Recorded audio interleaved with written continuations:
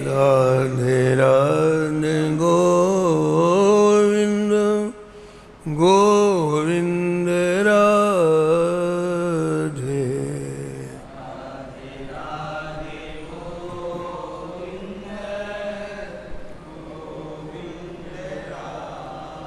राधे राधे गोविंद गोविंद राधे।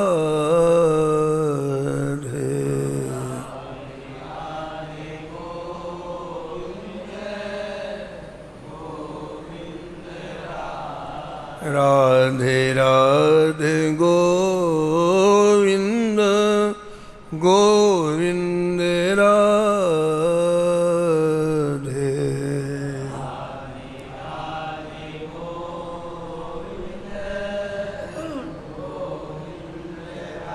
गोविंद राधे बोलो गोपाल राधे। गोविंद राधे बोलो गोपाल राधे। राधे राधे गोविंद गोविंद राधे।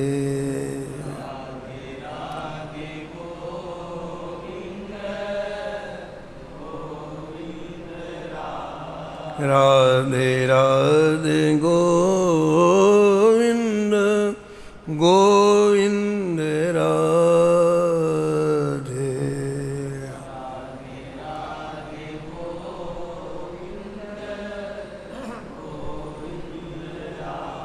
श्री जानकी वल्लभ लाल की।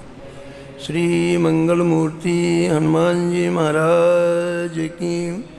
सपरिकर श्री भक्तमाल जी की। श्री अग्रदास जी महाराज की। श्री नाभाजी महाराज की। श्री प्रियादास जी महाराज की। सब संत भगवान की। श्री वृंदावन धाम की। श्री बांके बिहारी लाल की। श्री यमुने महारानी की। श्री महाराज जी की जय जय श्री राधे।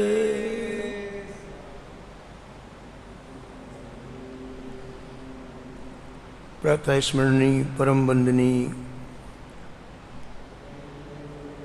श्री नाभाजी महाराज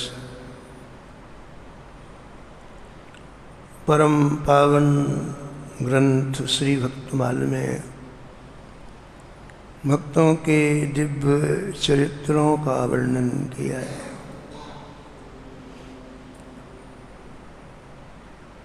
भक्तमाल के प्रारंभ में श्री नाभा गोस्वामी जी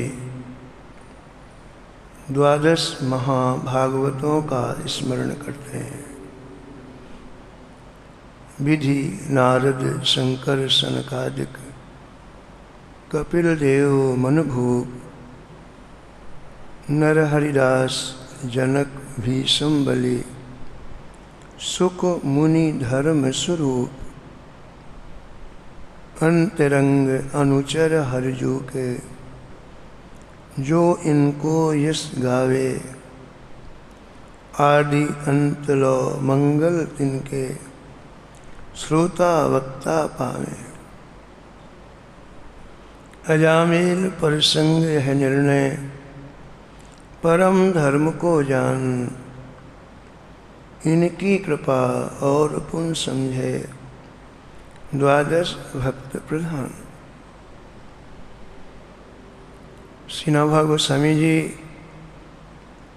इन 12 महाभागवतों से प्रार्थना कर रहे हैं। आप श्री ठाकुर जी के अंतरंग हैं। आप श्री ठाकुर जी की अंतरंग सेवा करते हैं। आप श्री ठाकुर जी के स्वभाव को जानते हैं। आप हमारे ऊपर कृपा करें, हम भी भक्तों के चरित्र में अवगाहन कर सकें। भक्तों की अनुकूलता उनकी कृपा के ऊपर निर्भर है। भक्तमाल का कोई भक्त या अन्य कोई भी संत किसी अभाव में, किसी दबाव में, किसी प्रभाव में आकर के कभी अनुग्रह नहीं करते हैं।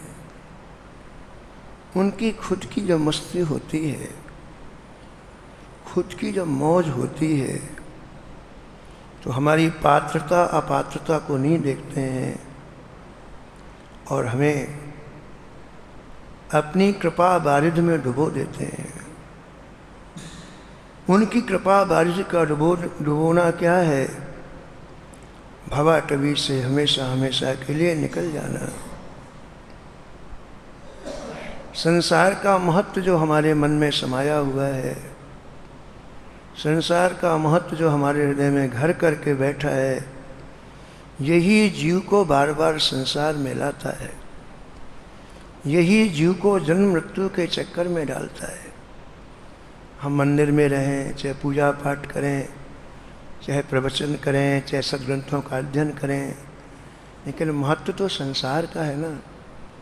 और इसलिए सारी चीज़ें हमारे संसार में ही खपत हो जाती है। इसकी ऊर्जा ठाकुर जी तक नहीं पहुंच पाती है। ये प्रवाह बीच में ही बट जाता है, ठाकुर जी तक नहीं जा पाता है।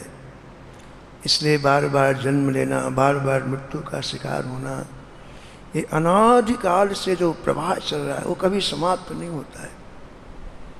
भगवान प्रसन्न होते हैं तो भगवान से संसारी तो मांगते हैं, तो संसार कहाँ गया? और बढ़ गया और प्रगाढ़ हो गया। तो संत की जब अनुकूलता होती है तो अपनी कृपा बारिश से हमें स्नान कराते हैं। उनकी कृपा बारिश का स्नान कराना क्या है? संसार का महत्व हमारे जीवन से चला जाता है।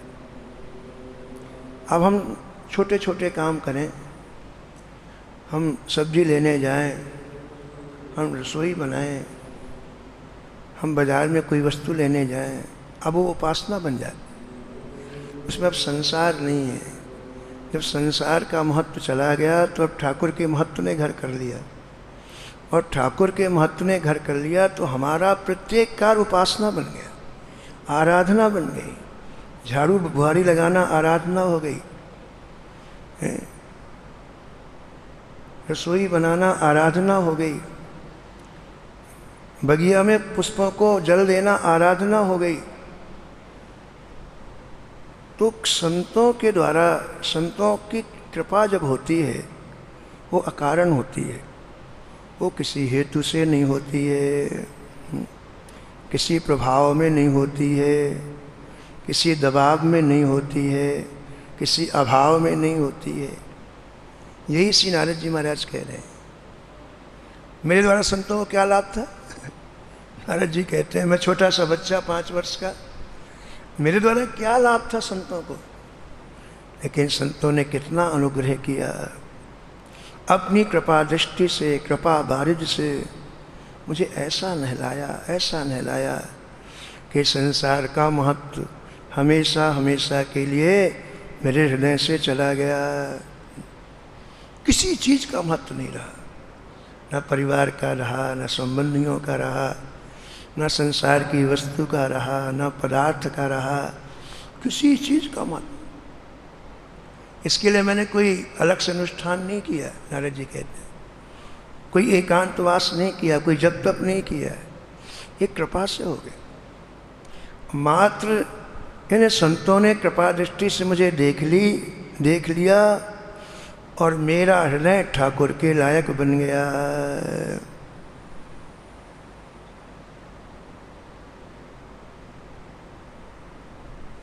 महाराज, माँ का शरीर पूरा हुआ। मैं जानता था कि माँ का ममत्व इस झोपड़ी में बहुत है, तो मैंने विचार किया कि जहाँ ममत्व है वहीं इसको अंतिम संस्कार करना चाहिए।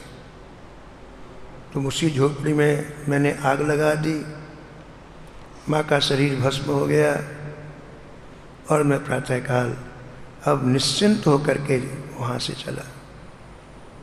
कहते हैं कि मैं बिना सोचे समझे जा रहा हूँ, मुझे नहीं पता मैं कहाँ जा रहा हूँ, लेकिन जा रहा हूँ, मन में बड़ी प्रसन्नता है।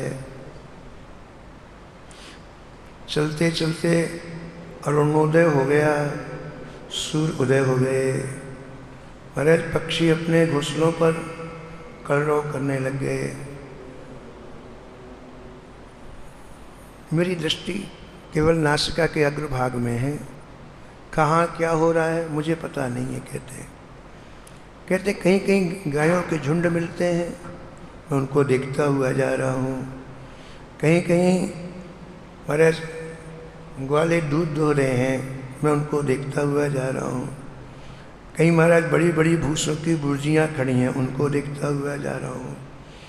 और कहीं कहीं गांव के लोग एकत्रित होकर के मेरे पास आते हैं, कहाँ जा रहे हो बालक, छोटी आयु में, तुम्हारे पिता कहाँ हैं, कहाँ के रहने वाले हो, कौन हो?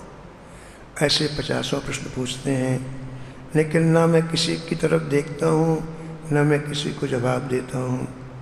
महाराज कहीं कहीं बड़े सुंदर सरोवर मिलते हैं, सुंदर सुस्वादु जल भरा हुआ है, पक्के घाट बने हुए हैं, लेकिन हे व्यास जी, मेरा मन कहीं आकर्षित ही नहीं होता। न गायों को देख करके, न सरोवर को देख करके, न लोगों को देख करके मेरा कहीं मन आकर्षित नहीं होता। मुझे किसी से बात करने की इच्छा नहीं होती है। कोई कितनी भी बात करता है, मैं किसी को जवाब नहीं देता।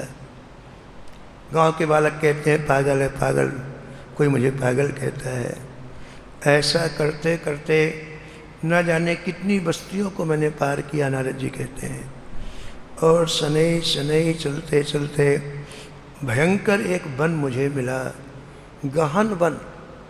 उसमें इतने वृक्ष थे, उसमें इतनी झाड़ियाँ थीं कि उसमें प्रवेश करना मुश्किल था। मैं उस गहन वन में प्रवेश कर गया, झाड़ियों को उठा उठा करके अंदर जाता। महाराज वहाँ बड़े कांटेदार सघन झाड़ियाँ थीं, बड़े विशाल वृक्ष खड़े हुए थे, और इतना सघन था कि उस वन में कोई प्रवेश नहीं कर सकता।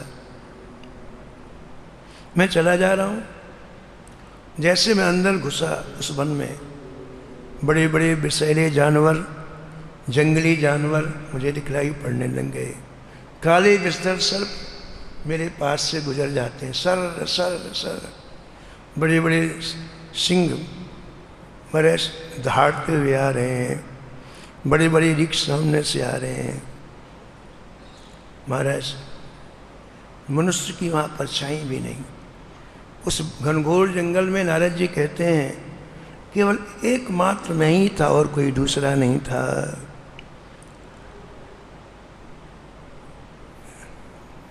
मुझे थोड़ा भय सा लगा, सूर्यास्त होने वाला था, और जंगल में इस माहौल को देख करके मुझे भय प्रतीत हुआ। मेरा शरीर अब थक चुका था, चलते चलते कई दिन हो गए थे, कई रातें निकल गईं, मुझे कुछ भी भान नहीं। लेकिन अब जब घनघोर जंगल में मैंने प्रवेश किया तो मेरा शरीर जवाब देने लग गया, इंद्रियां शिथिल हो गईं, भूख लग गई भयंकर।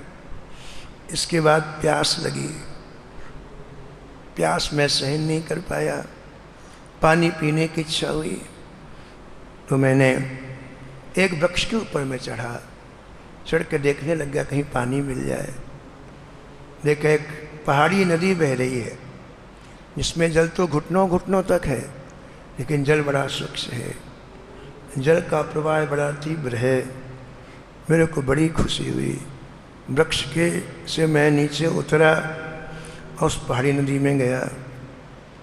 महाराज सुंदर निर्मल जल देख करके मेरा हृदय अत्यंत प्रसन्न हुआ।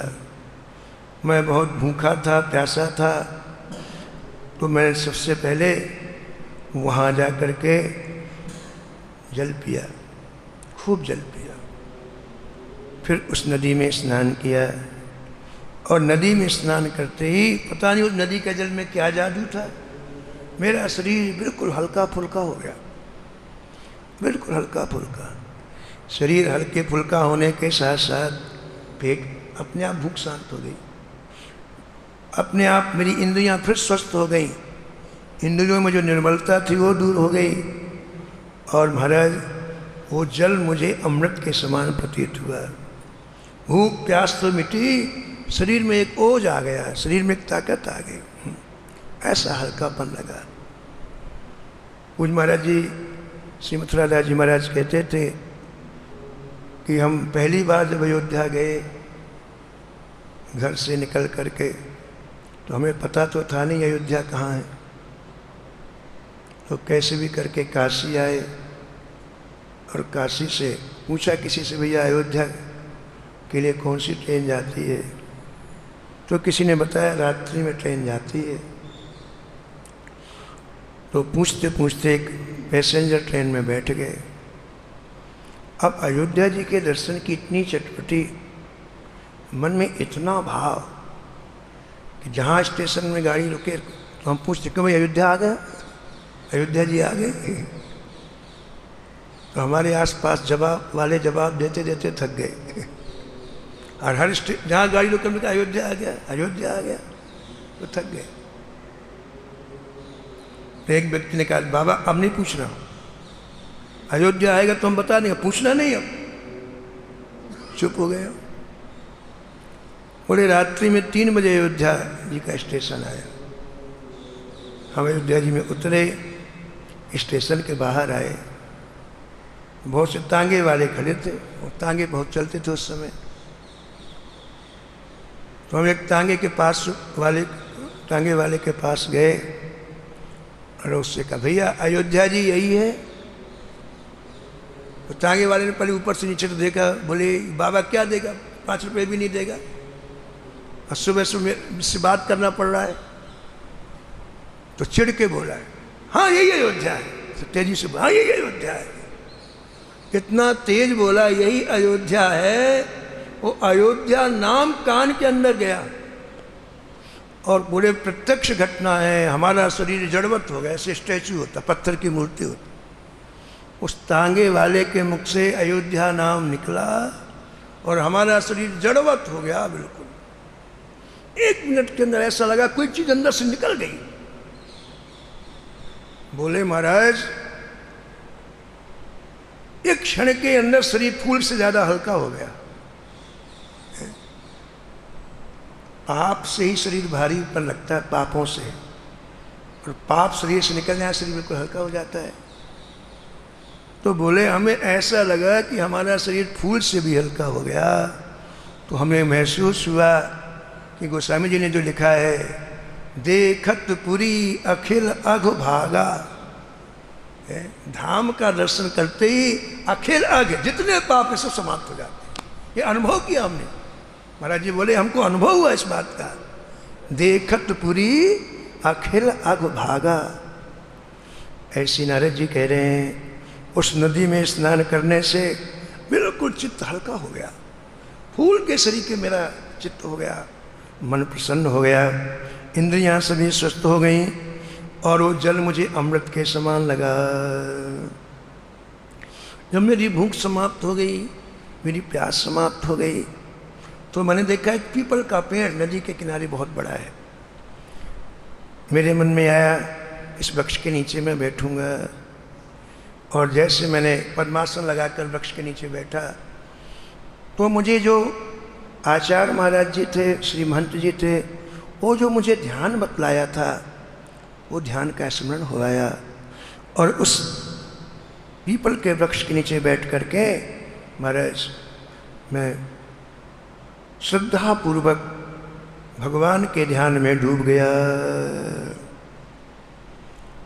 इतना ध्यान में मुझे आनंद आया। एक तो अरण्य एकांत, माँ की मृत्यु होने से अभी अभी वो आंखों से मैंने वो दृश्य देखा तो वैराग्य, अरण्य का एकांत, माँ की मृत्यु के कारण हृदय का में वैराग्य, और महाराज संत की कृपा, 3 चीजें हो गई। उससे क्या हुआ कि मेरा हृदय प्रेम के वेग से भर गया, संपूर्ण शरीर रोमांचित हो गया, हृदय में ऐसी लहरें उठने लगी, लहरें उठने लगी। और महाराज मन आनंद के समुद्र में डूब गया। हे व्यास जी, मैं क्या बताऊं, उस समय मेरे चित्त से संसार विलीन हो गया। न संसार का कोई स्फुरण, न संसार की कोई स्मृति, कुछ भी नहीं, सब कुछ मेरे चित्त से चला गया। हे व्यास जी, मैं आपको क्या बताऊं, मैं अपने आप को ही भूल गया। मुझे कुछ भी नहीं। उस पीपल के वृक्ष के नीचे ऐसा हृदय मेरा प्रेम से भर गया, मुझे कुछ याद नहीं आ रहा है।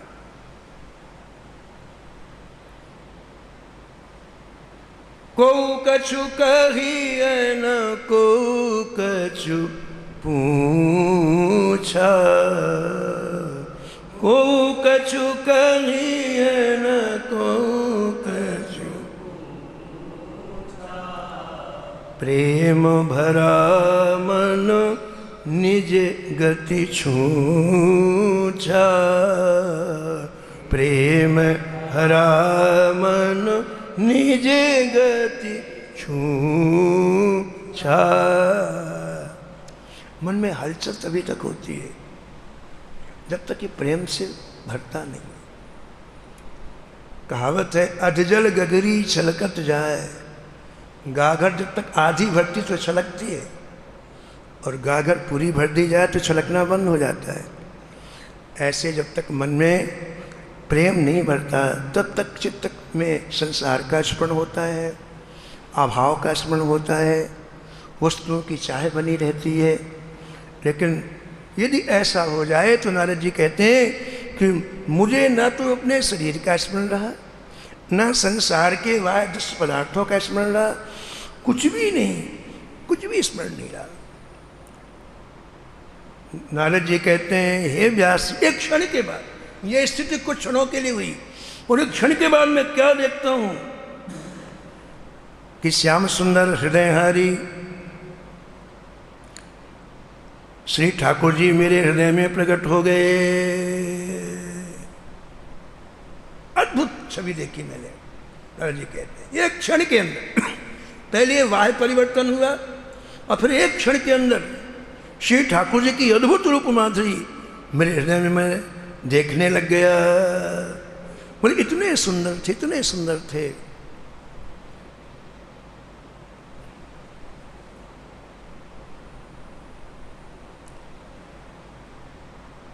जित देखो तित ही वह दिखे, जित देखो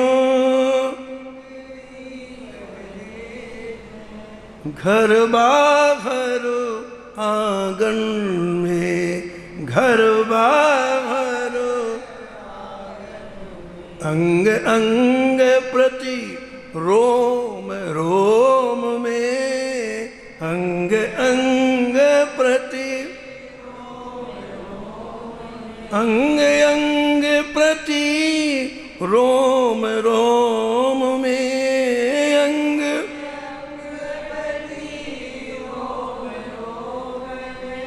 छाए रहो तन मन में, छाए रहो मोहन बस गयो मेरे मन में, मोहन बस गयो मेरे। कुंडल झलक कपोलन सोहे, कुंडल बाजू बंद भुजन में, हाँ बाजू बंद भुजन में, कंकन कलित ललित बनमाला, कंकन कलित नूपुर धुनी चरणन में, हाँ नूपुर धुनी। मोहन बस गयो मेरे मन में, मोहन बस गयो मेरे। चपल नैन भ्रगुटी बरबा की चपल नैन, चपल नैन भ्रगुटी बरबा की चपल नैन, ठाड़ो सघन लतन में, हाँ ठाड़ो सघन लतन, नारायण बिन मोल बिकी हो,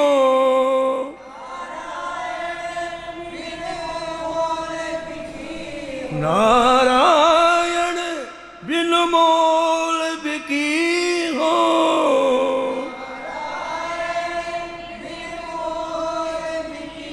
या की नेक हसन में, हाँ या की मोहन बस गयो मेरे मन में, मोहन बस गयो मेरे मन। बोलो भक्त वत्सल भगवान की जय। एक क्षण के लिए दृश्य मुझे अपने हृदय में दिखलाई पड़ा और सहसा जैसे बिजली चमक करके छिप जाती है, ऐसे वो दृश्य मेरे हृदय से चला गया। फिर संसार प्रकट हो गया, फिर चित्त में संसार का स्फुरन होने लग गया। अभी तक ये स्थिति और जैसे हो गए फिर वही का वही संसार, वही चित्त में वही की वही बातें सब कुछ। हे व्यासी, मैं क्या बताऊं उस समय की तड़फन में आपको क्या बताऊं, उस समय की व्याकुलता में आपको क्या बताऊं। उनके जाते ही मेरी स्थिति ये हो गई जैसे जलहीन मछली की होती है। मछली कहीं पड़ी हो, जल समाप्त हो गया हो, और जैसे वो तड़पती है ऐसे में तड़प रहा था। मैं बार बार अपने मन को एकाग्र करता हूँ, बार बार ध्यान करता हूँ, लेकिन वो कमनीय, वो सुखद, वो सुंदर दृश्य मुझे नहीं दिखलाई पड़ रहा है। मेरी व्याकुलता इतनी ज़्यादा हो गई हे व्यास जी महाराज कि मुझे ऐसा लगा अब मुझे शरीर को समाप्त कर देना चाहिए। खूब रोया मैं, खूब पुकारा मैंने। जो कीर्तन बताया था मैं बड़े जोर जोर से कर रहा हूँ। आचार्य जी ने, महंत जी ने मुझे जो कीर्तन बताया था, जो मंत्र बताया था, मैं बड़ी जोर जोर से कर रहा हूँ। अब मैंने निश्चय कर लिया, अब मुझे शरीर छोड़ना, मैं जीवित नहीं रहूंगा।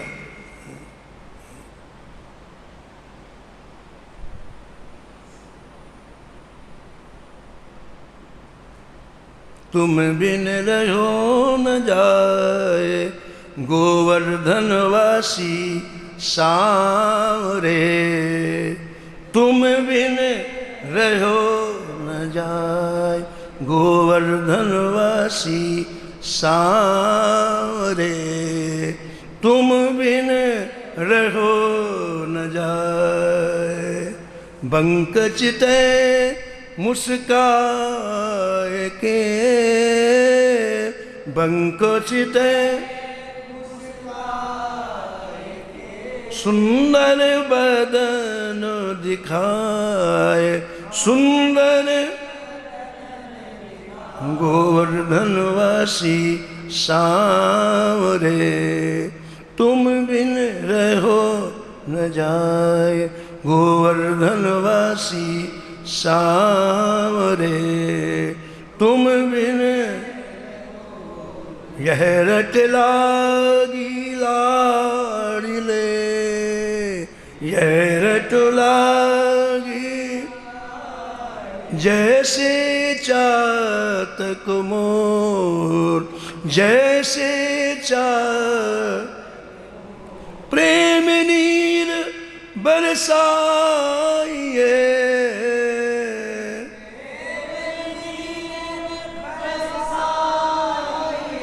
प्रेम नीर बरसाइए, प्रेम नीर नवघन नंद किशोर, नवघन गोवर्धनवासी सांवरे, तुम बिन रहो न जाए गोवर्धनवासी सांवरे, तुम बिन जुग जुग अभिचल राखिए, जुग जुग अभिचल यह सुख शैल निवास, यह सुख श्री गोवर्धन रूप पे, श्री बल जाए चतुर्भुज दास, बल जाए तुम बिन रहो न जाए गोवर्धनवासी सांवरे, तुम बिन रहो न जाए, तुम बिन रहो न जाए। मेरे प्राण कंठगत आ गए, मैंने निश्चय कर लिया अब मैं शरीर से प्राण अलग करूंगा। श्री नारद जी कह रहे हैं उसी समय बड़ी गंभीर आकाशवाणी हुई। मैं चारों तरफ देखने लगे, ये वाणी कहाँ से आ रही है, कोई दिखलाई नहीं पड़ रहा है और बड़ी गंभीर है वाणी। ऐसा लग रहा है जैसे वो परावाणी हो, नाभि से निकली हो। ऐसी मैं अशरीरी, कोई शरीर दिखाई नहीं पड़ता लेकिन शब्द सुनाई पड़ रहे हैं। आकाशवाणी ने कहा, बच्चे अब तुम्हारा प्रयत्न सफल नहीं होगा, तुम जिस रूप का दर्शन करना चाहते हो अब इस शरीर से वो दर्शन अत्यंत ही दुर्लभ है। मैंने उन शब्दों को सुनकर के, नारद जी कहते हैं, मैंने आकाश की तरफ हाथ जोड़ा और हाथ जोड़ करके कहा, आपने इतनी कृपा किया है, हे दो वाणी, अब आप मुझे बतलाएं कि मुझे दर्शन क्यों नहीं होंगे। आकाशवाणी ने कहा, अभी तुम्हारे मन में कसाय बहुत है। कसाय, कसाय किसे कहते बताओ? अन्य वस्तुओं की अभिलाषा। ठाकुर जी को छोड़ करके अन्य वस्तुओं की अभिलाषा का नाम कसाय है। इसलिए हे वत्स, अभी तुम्हें संयम की अपेक्षा है, अभी तुम्हारे जीवन में साधन की कमी है। जब तुम अधिक अभ्यास करोगे तभी तुम्हें दर्शन संभव हो पाएगा। अभी तुम्हारी संपूर्ण वासनाएं शांत नहीं हुई हैं और जब तक अंतःकरण की ये स्थिति रहती है, आकाशवाणी ने कहा, जब तक मेरा दर्शन अत्यंत दुर्लभ है। नारद जी बोले कि हे व्यास जी, मैंने आकाशवाणी में शब्द सुने तो मैंने पुनः हाथ जोड़ करके कहा, जब मैं दर्शन के लायक नहीं था तो फिर मुझे दर्शन एक बार क्यों हो गया? जब मेरे में सब कमियां थी, मेरा अंतःकरण लायक नहीं था, तो फिर मुझे एक बार दर्शन क्यों हो गया? आकाशवाणी ने पुनः कहना प्रारंभ किया, ये दर्शन तुम्हारी उत्कंठा बढ़ाने के लिए हुआ है, तुम्हारी इच्छा को बलवती करने के लिए हुआ है। सुनो बस, तुमने दीर्घ काल तक समर्पण बुद्धि से मन लगा करके संतों की सेवा की। क्या करिए आकाशवाणी? सेवा भी कई तरह की होती है। मन लगा कर, कुछ चाह ना हो सेवा में, मन बुद्धि चित्त समाहित हो जाए, बिल्कुल निष्काम भाव से सेवा तुमने संतों की है और बड़ी श्रद्धा से किया है। उसका परिणाम ये हुआ कि कुछ देर के लिए मेरा दर्शन हो गया। पूज महाराज जी, मथुरा दास जी महाराज कहते थे कि आकाशवाणी ने कहा कि तुमने संतों की सीट प्रसादी पाई। वो संतों की सीट प्रसादी पाने का ही परिणाम हुआ कि तुम्हारा अंतःकरण शुद्ध हो गया और क्षण मात्र के लिए मेरा दर्शन हो गया। अब तुम्हें दर्शन नहीं होगा। अब तुम इस अधम शरीर को त्यागोगे और जब फिर जन्म लोगे तब तुम्हें इस योग प्राप्त होगा। नारद जी कहते हैं, व्यास जी मैंने फिर आकाशवाणी की तरफ हाथ जोड़ा और कहा कि महाराज मैं दोबारा जब जन्म लूँगा फिर माया में फंस जाऊँगा, फिर उलझ जाऊँगा, फिर आपको भूल जाऊँगा, और मुझे इस रूप की फिर स्मृति नहीं रहेगी। अभी तो मैंने जो दृश्य देखा है वो मेरे मन में, बुद्धि और चित्त में समाया हुआ है, लेकिन दोबारा जन्म लेने के बाद ना तो मुझे स्मरण रहेगा और माया मुझे पकड़ करके ऐसा डुबो देगी कि बस कुछ भी मुझे स्मरण नहीं रहेगा। आकाशवाणी ने कहा, तुम्हारी इस समय बुद्धि मेरे में लगी हुई है, इसलिए अब कभी तुम संसारी कामों में नहीं फंसोगे, माया तुम्हारा कुछ भी बिगाड़ नहीं सकती है, और अगले जन्म में तुम मेरे अत्यंत प्रिय पार्षद बनोगे, मेरे अभिन्न रूप होगे, मेरे दूसरे अवतार के रूप में जाने जाओगे, और सुनो तुम्हें पूर्व जन्म की सभी स्मृतियाँ बनी रहेंगी, सब जन्म की स्मृतियाँ बनी रहेंगी। महाराज उस आकाशवाणी के मधुर शब्दों को सुनकर नारद जी कहते हैं, मुझे ऐसा लग रहा था कि ये सब बस इसी तरह से बोलते जाएं और मैं सुनता जाऊं। प्रभु वचनामृत सुनी न अघाऊं, प्रभु वचन, जैसे कोई मीठी चीज खाओ तो और खाओ और खाओ और खाओ, ऐसे ठाकुर जी के वचन अमृत से सने हुए हैं, और सुने और सुने और सुने। महाराज उस आकाशवाणी ने कहा कि इस शरीर को तुम प्रारब्ध के अधीन छोड़ दो, छोड़ दो इसे, जैसा जितने दिन रहना रहे, जहाँ रहना रहे, है।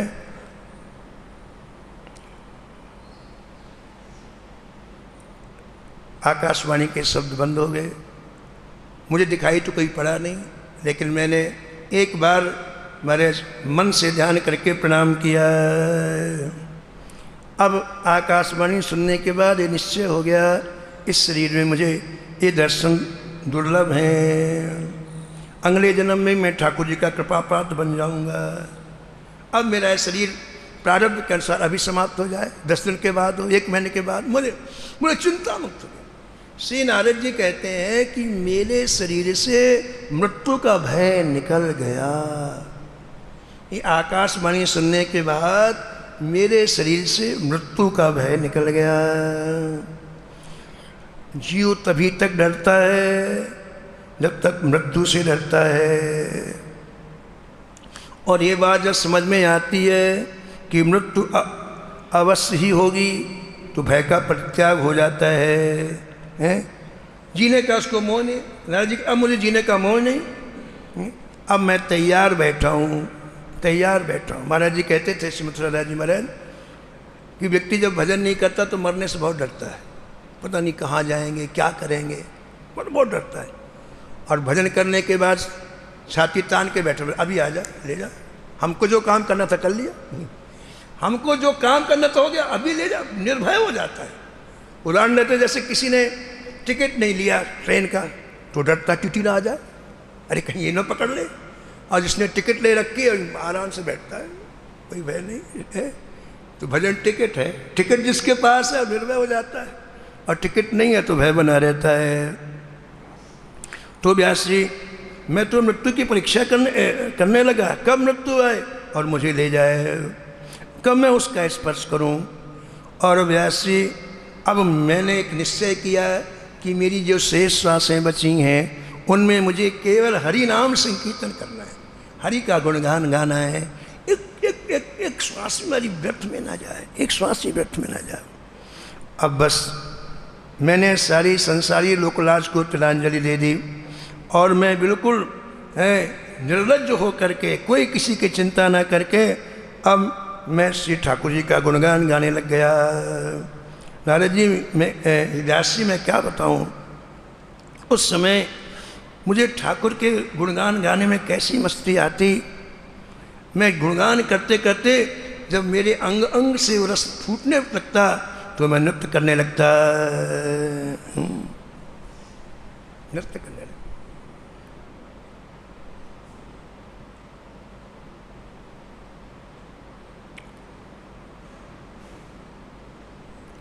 मैं संकीर्तन करता, बाघ आ जाते, सिंह आ जाते, भालू आ जाते।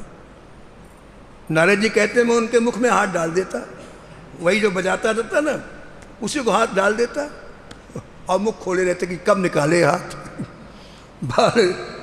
भालुओं के बाल पकड़ के चढ़ जाता उनके ऊपर, भालू चुपचाप बैठे रहते। बड़े बड़े बाघ आते, मैं कीर्तन करता, मुझे सूंघ करके चुपचाप खड़े हो जाते। हे व्यास जी, मैंने प्रत्यक्ष देखा कि इतने भयंकर जानवर कोई भी मुझे कुछ भी नुकसान नहीं करता। मुझे निश्चय हो गया कि जब तक मृत्यु किसी की नहीं होती तब तक कोई उसको मार नहीं सकता। ये मैंने प्रैक्टिकल जीवन में देखा।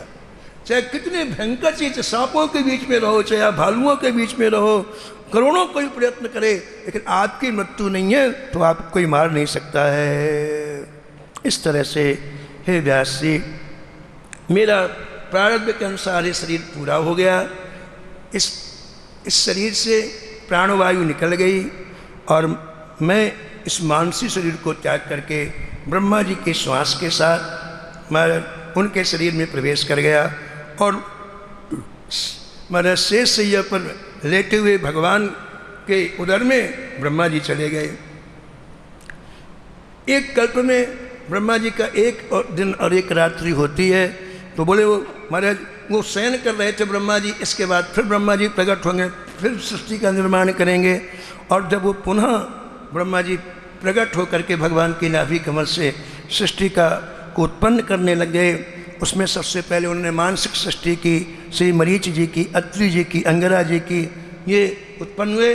श्री नारद जी कहते हैं उसके बाद उनके गोल से मैं उत्पन्न हुआ। श्री नारद जी कहते हैं मैं उत्पन्न हुआ, मेरे पूर्व मेरे 4 बड़े भाई उत्पन्न हुए, सनक, सनंदन, सनातन, सनत कुमार, लेकिन ब्रह्मा जी के कहने पर भी उन्होंने सृष्टि निर्माण में योगदान नहीं दिया, उन्हें केवल भजन किया। और बोले मैंने भी वही पथ अनुसरण किया, मैंने भी ब्रह्मा जी के कहने से सृष्टि में कोई सहयोग नहीं दिया, केवल मैंने भजन किया। और तब से मैं हे व्यास जी निरंतर ब्रह्मचर्य का पालन करते हुए उनका भजन कर रहा हूँ। भगवान पर प्रसन्न होकर प्रकट हुए। अब इस जन्म में भगवान जब मैं ब्रह्मा जी की गोद से प्रकट हुआ तो प्रसन्न हुए और मुझसे कहा वरदान मांगो। मैंने कहा जय जय, मुझे कोई वरदान अब नहीं चाहिए, बस आप इतने प्रसन्न हैं, अब क्या वरदान मांगो? नहीं मांगो। तो नारद जी का मैंने वरदान मांगा, हे नाथ अब मुझे आप हे वरदान दीजिए, मैं अहर्निश आपका गुणगान करता रहूं, मेरे जीवन का एक क्षण ऐसा व्यतीत ना हो जब मेरी जिह्वा में आपका नाम ना हो। अब प्रभु कृपा करो यही भांति, अब प्रभु कृपा सब तजी भजन करो दिन राती, सब तजी भजन करो। ये व्यास जी भगवान ने एक वीणा मुझे प्रदान की है, वीणा ठाकुर जी की दी हुई है, इसमें सारे राग निकलते हैं। और ठाकुर जी ने कहा तुम जब भी मेरा गुणगान गाओगे मैं तुम्हारे सामने प्रकट हो जाऊंगा। ना हम बसामि वैकुंठे योगिनाम हृदय न चा मद भक्ता यत्र गायन्ति तत्र तिष्ठामि नारद। ये व्यास जी महाराज तब से मैं जब चाहता हूँ ठाकुर जी प्रकट हो जाते हैं।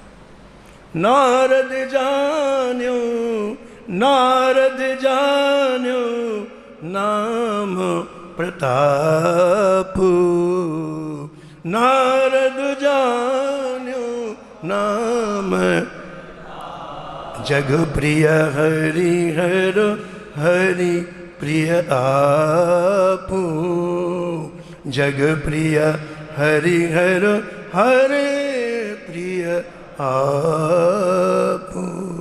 बोलो श्री नारद जी महाराज की शेष कथा आप कल सुनेंगे। श्री राम जय जय राम,